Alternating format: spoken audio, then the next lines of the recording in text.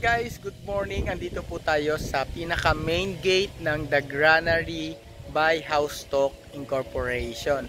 So ito po yung bagong property dito sa May Binyan, Laguna. So malapit po ito sa Pavilion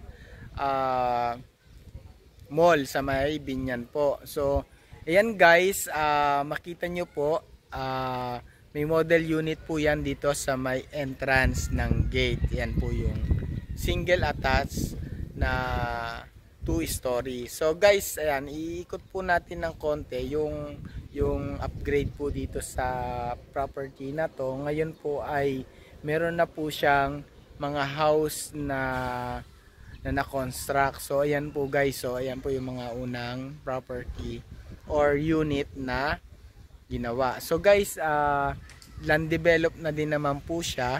So marami na po ditong nag-reserve, marami na po ditong nakakuha ng property sa Housestock. So ayan po yung granary.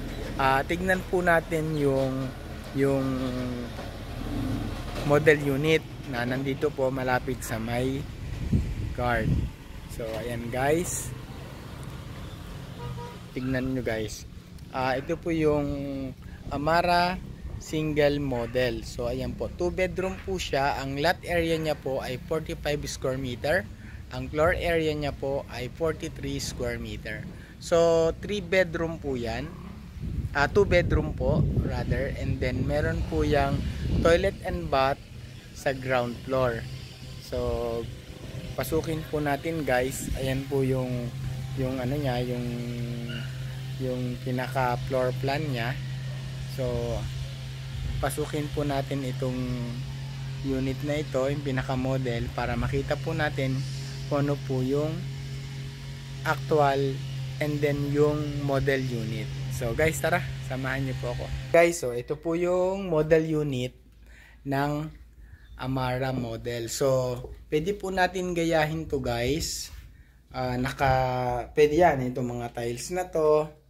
So ito po yung pinaka dining niya. Pwede po natin gayahin yan. And then sa bandang likod po, meron po tayong maliit na pwede po natin gawing laundry area na maliit lang. So meron po tayong ditong, ito po yung pinaka kitchen countertop natin sa may ground floor. Ayan guys. Tapos dito po, bago tayo umakyat ng stair, makikita naman po natin yung toilet and bath. So ayan po yun sa baba, no? So pwede po natin gayahin yan guys. Akyat po tayo sa may second floor para makita po natin yung model unit na ito. So yung pwede natin gayahin na kung paano natin i-design yung kwarto, kasi ang turnover lang po natin dito ay bare type. So wala pong partition. So yan guys, may maliit po siyang cabinet dito, and then yung ano natin, sampayan ng ating closet, and then ito po pwede po nating gayahin yan guys. So yan, may single bedroom po yan. Yan.